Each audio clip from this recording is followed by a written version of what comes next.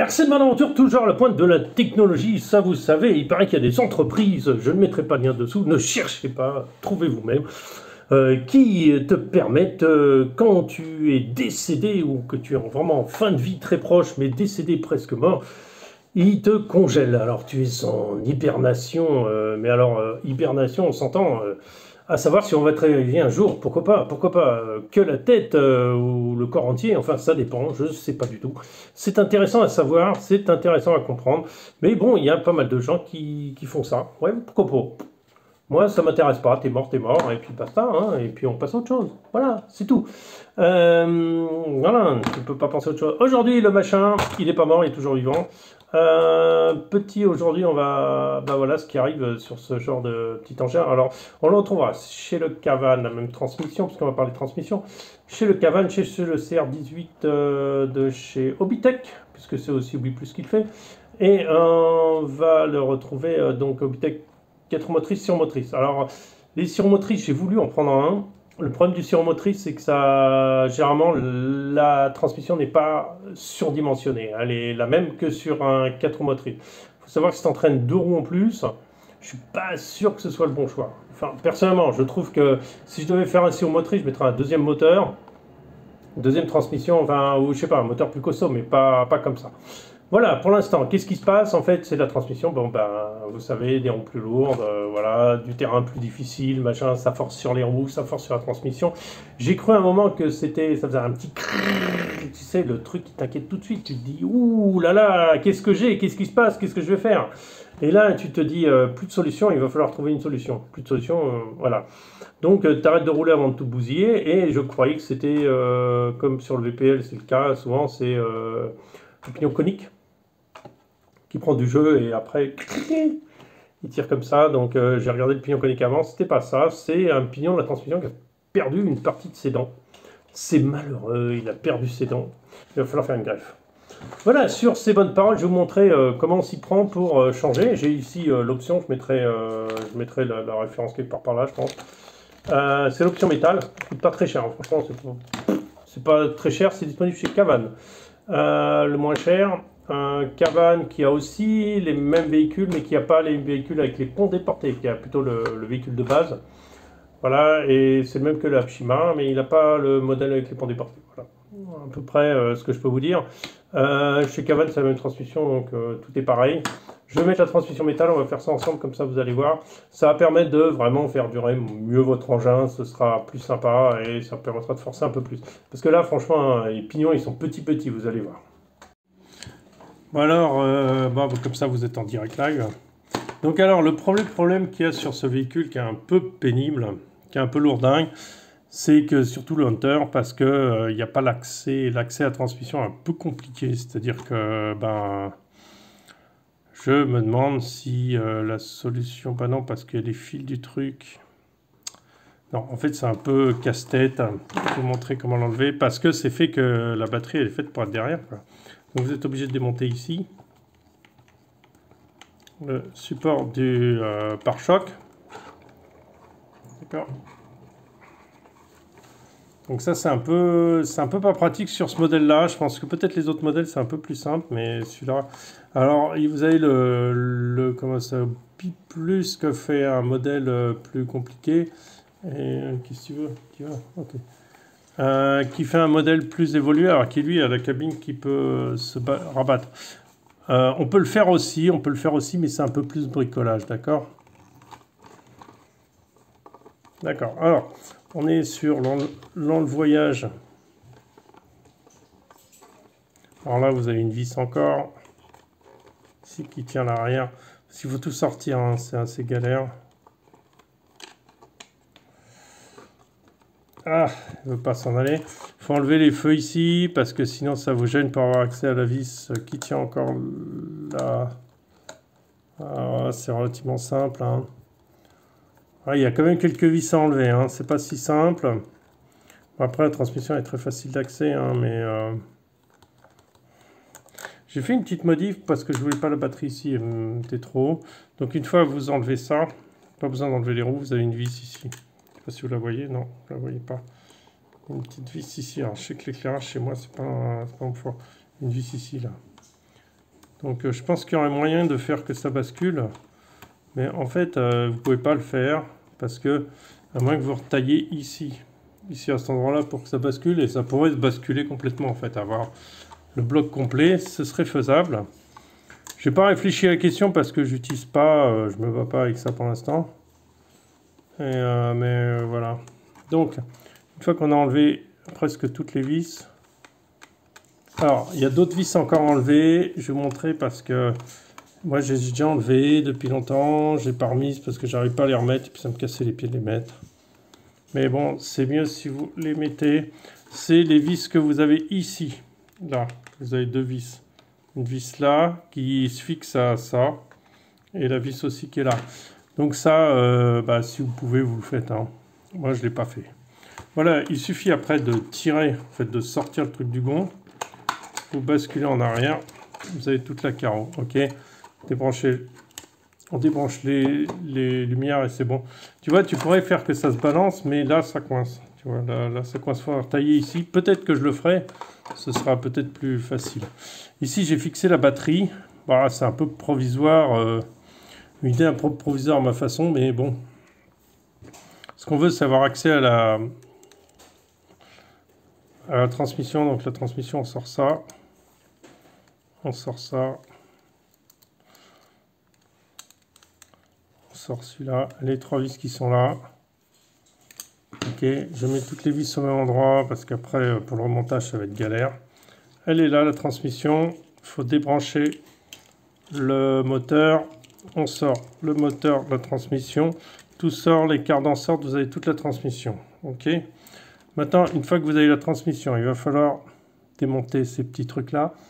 Alors, je crois que j'ai besoin d'une petite tournevis plus petit, mais je pense que je l'ai rangé. Donc, celui-là, il le fasse. Ah, je l'ai rangé, mon tournevis plus petit. Moi, je vais chercher à tout de suite. Donc, le tournevis plus petit, c'est ça. Voilà, il y a deux vis enlevées qui tiennent les cardans. C'est un peu pénible parce que on n'arrive pas à les aligner correctement. Je suis pas sûr que mon tournevis petit soit l'idéal. Ah si, ça va. Voilà. Prendre la pince à outil. Alors je suis toujours avec ma setting box, hein, toujours. Trop génial la setting box. On sort. J'enlève de l'autre côté.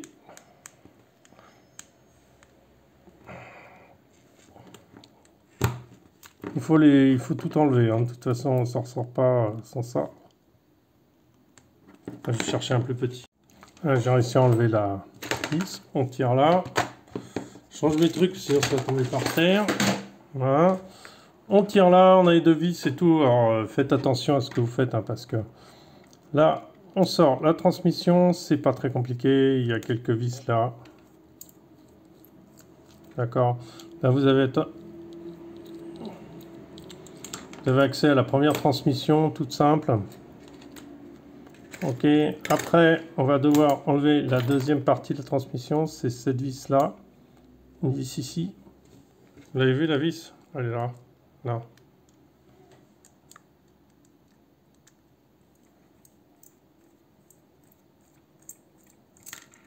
C'est la vis longue, donc on la met un peu à part. Et après, transmission, elle sort toute seule. Ouais, parce qu'on a déjà tout enlevé. Alors comme vous voyez, j'avais tout graissé. Bon, vous voyez.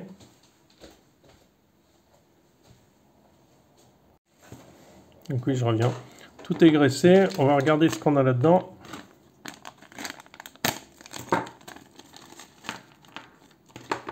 Alors on a tous ces pignons-là, les mêmes que ceux-là. Il va falloir tout sortir. Donc je vais mettre là-dessus plutôt. Ça, c'est les nouveaux pignons. Voilà. Alors, là, il y en a un. Un deuxième. C'est celui-là qui est détruit, en fait. Et il y en a un troisième. D'accord. C'est celui qui est là, qui est détruit. Il manque des dents. Alors, je ne sais pas si on le voit. Là, il manque des dents.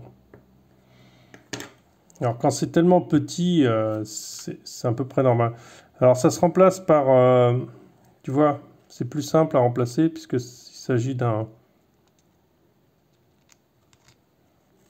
ensemble complet direct. Alors,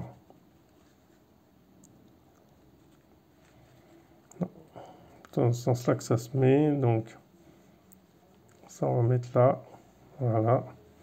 Ça sort là. Donc la grande elle est au fond, ok. Donc ça correspond à ça. On va remettre le roulement ici. D'accord. La deuxième, c'est celle-là. Donc celle-là, on va la trouver là. Tu vois, il y a déjà l'axe avec, c'est cool. Donc je pense qu'elle se met dans ce sens-là. Voilà, tu vois. Après la troisième, c'est celle... Alors, c'est celle-là, on l'a déjà mis. C'est la petite comme ça. Alors, elle est là. C'est celle-là. Donc celle-là, il y a encore une réduction. On met ici. Tu vois, tout simple. Ok. Et la dernière, c'est celle-là. Qu'on met ici, dans ce sens-là, puisqu'elle va de l'autre côté.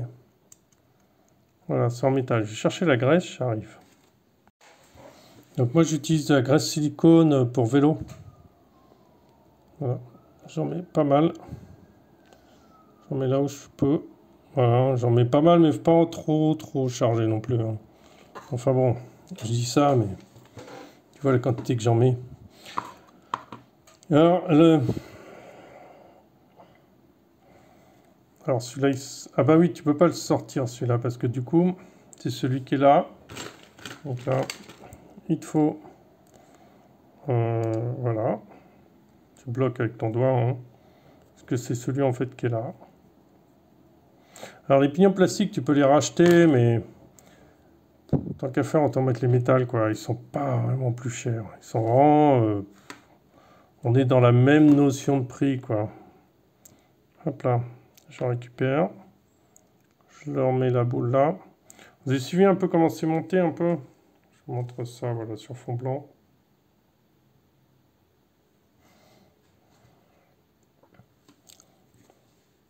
Sinon, si je vais trop vite, vous pouvez récupérer tout en repassant la vidéo à l'envers. Enfin, en revenant un peu en arrière sur la vidéo.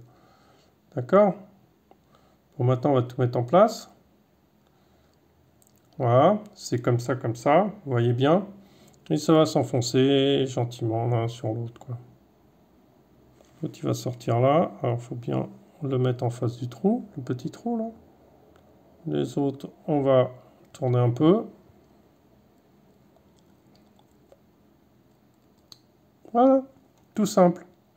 Voilà, ça se met bien en place, tout seul. Maintenant, je vais récupérer la plus longue vis. La plus longue vis, vous vous souvenez, elle était là. Juste à côté du truc. Alors, vous allez me dire, oui, mais la grande couronne, elle n'est pas en... Elle n'est pas en métal. La grande couronne, franchement, il n'y a pas vraiment besoin de métal, hein, là-dessus. On peut mettre un peu de gras, mais là-dessus, c'est vraiment pas la peine. Enfin, c'est indispensable, quoi, sur la grande couronne. Allez, pour faire bien. Voilà, pour voir si tout tourne bien. Alors, après, ça va être un peu dur au départ, hein, mais après, ça va se faire. Voilà.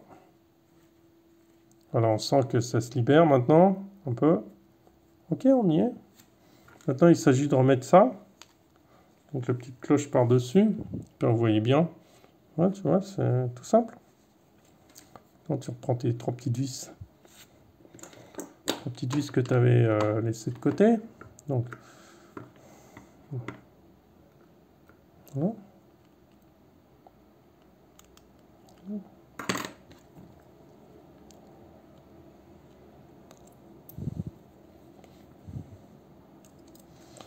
Alors, on vous dit, c'est un peu embêtant ces problèmes de transmission qui pètent, surtout tout de suite, hein, sur ce genre d'engin, mais après, bon, on va dire ça arrive, hein, c'est pas si grave que ça, quoi, hein. Après, on va remonter la transmission. Alors, il y a un méplat. Je ne sais pas si vous voyez, je pense pas. C'est-à-dire, il y a un méplat, donc il faut bien mettre le cardan en face du méplat. Et après, il faut calculer que ça, c'est l'arrière. Donc, le cardan long, de ce côté-là. Si vous avez un doute, bah, vous le posez sur le véhicule. Et tu te dis, bah, ma transmission, en fait, elle se visse par quelle vis? Elle se visse comme ça. Par les vis, tu vois. Elle se visse comme ça. Donc, le long, effectivement, le moteur, il est vers l'avant. Là, c'est vers l'avant, donc le long va vers l'arrière. Ok? C'est aussi simple que ça. Après, je mets le court devant. Maintenant, on va les visser. Voilà. Alors, c'est un peu duro. Voilà. On va mettre la micro-vis qui va dedans. Je conseille de mettre un peu à part les micro-vis parce que vous les retrouverez plus facilement après. Micro-vis qui va là. C'est classique. C'est vraiment une transmission ultra basique. Ultra classique. Alors moi, ce que je comprends pas, c'est pourquoi ils te mettent une casquette de pignontel pour faire une démultiplication, alors que bon, on aurait peut-être trouvé une autre solution, que ce soit sur bague, ça me dérange absolument pas. Les bagues, ça bougera jamais. Voilà. Bon, maintenant il est droit. Voilà, hop, on y est, on est dans le trou. Je serre un peu sans trop. Hop, c'est bon. On a notre transmission qui est remontée. Ah, tiens, il manque une vis ici. Très bien, on va pouvoir la revisser.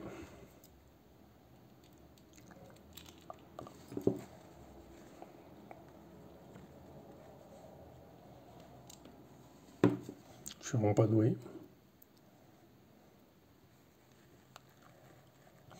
Alors celui-là, c'est vraiment un très bon véhicule.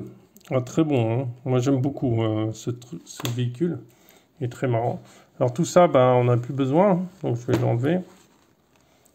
Je vais le garder quand même en souvenir. J'aime bien les souvenirs. J'ai failli fixer la batterie comme ça. Alors c'est juste vraiment vite fait, quoi, mais bon. Alors, je repasse mon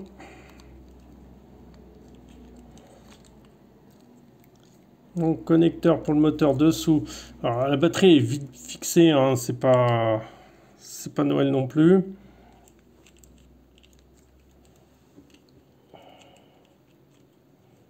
Ah, je suis pas doué.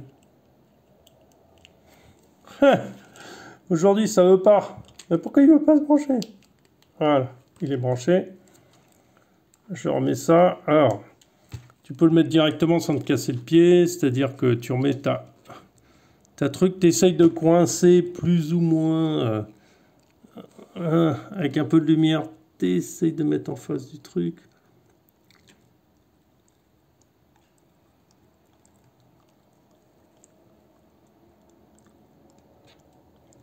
Voilà.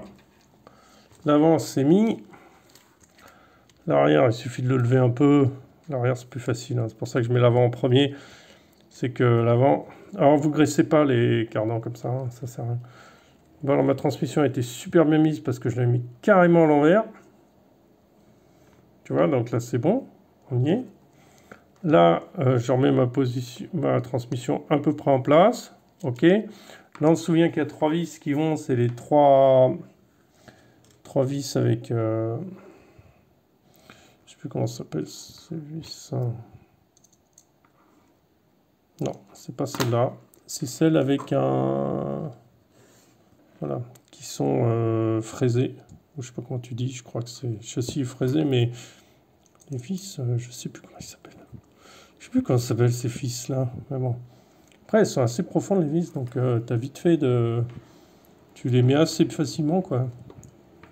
Ça va bien tenir la transmission. Alors ça ressemble beaucoup à les transmissions de 24e, hein. C'est... Franchement... je trouve qu'ils auraient pu... Alors peut-être sur le modèle Evo, ils auraient pu mettre directement la transmission en métal, ça aurait été beaucoup plus qualitatif, si tu veux, dans le sens où ils savent que ces trucs, ça va forcément forcer plus qu'un petit. Donc,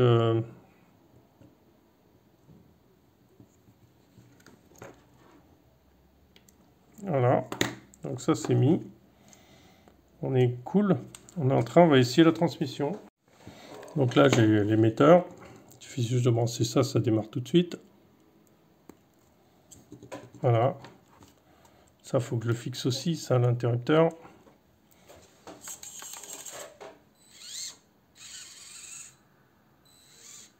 Alors. Tu vois pourquoi il va à l'envers?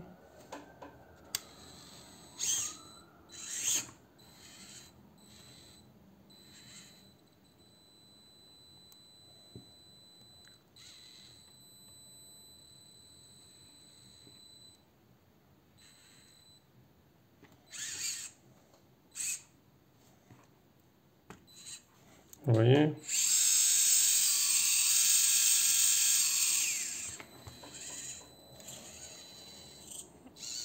Alors, comme j'ai expliqué dans une vidéo, il n'est pas plus... alors tu vois ça, on pourrait voir un truc un peu mieux installé si tu veux que ce soit moins baladé.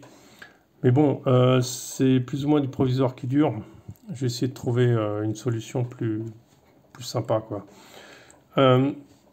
Comme j'expliquais sur un SCX24, en fait, tu peux... un CX24 par rapport à ça, c'est quasiment la même chose. Est-ce qu'il y a l'intérêt d'acheter du 1/18e? Pas vraiment. Moi, je pense qu'il vaut mieux acheter du 1/24 et après bidouiller pour arriver à longueur de châssis. Et puis après, tu mets une carrosserie 1/18 si tu veux. Mais de toute façon, ta carrosserie 1/18 sera plus légère, plus petite, plus basse. Donc, tu as tout à gagner. Ta carrosserie 1/24. Donc, tu as intérêt à prendre du 1/24 châssis long. Ce sera grosso modo la même chose. Voilà, sur ce, je vais tout montrer, vous savez tout. Allez, salut à tous. Ciao, ciao.